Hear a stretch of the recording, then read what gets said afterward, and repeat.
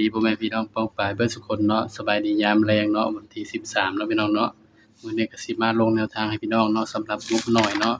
ลาวพัฒนาสูตรงบน้อยเด้อพี่น้องเด้อสูตรนี้สูตรงบน้อยเนาะครับเนาะก็สิให้4คู่4หางเนาะพี่น้องเนาะสำหรับสูตรงบน้อยครับผมมีเหรอเอา15 20 15 24 30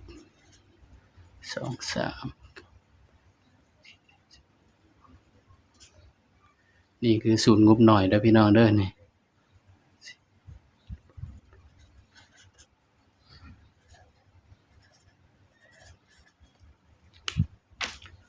สำหรับสูตรงบหน่อยเนาะพี่น้องเนาะสำหรับลาวพัฒนาเฮาเนาะพี่น้องวันที่13เดือนกุมภาพันธ์69นี่คือสูตรแนวทางงบหน่อยเด้อพี่น้องลาวพัฒนา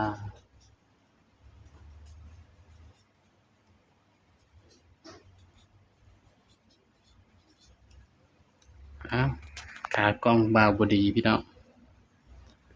สูตรงบน้อย469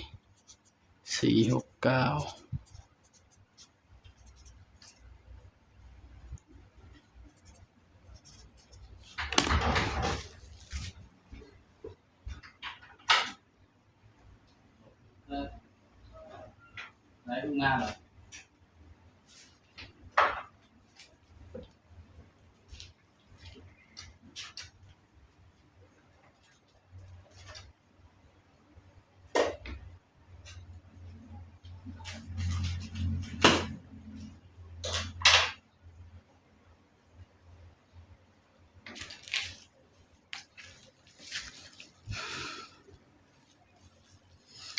ไม่บรรทัดอยู่ไสบ่านี่ว้ายเดี๋ยวสิบ่ทันเด้เนาะพี่น้อง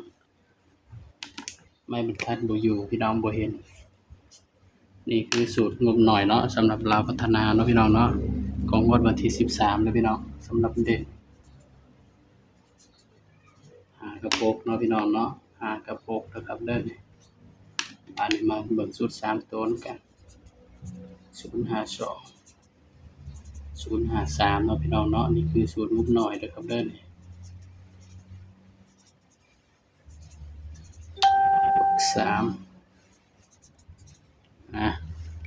อันนี้คือสูตรแนวทางงบหน่อยเนาะพี่น้องเนาะงวดวันที่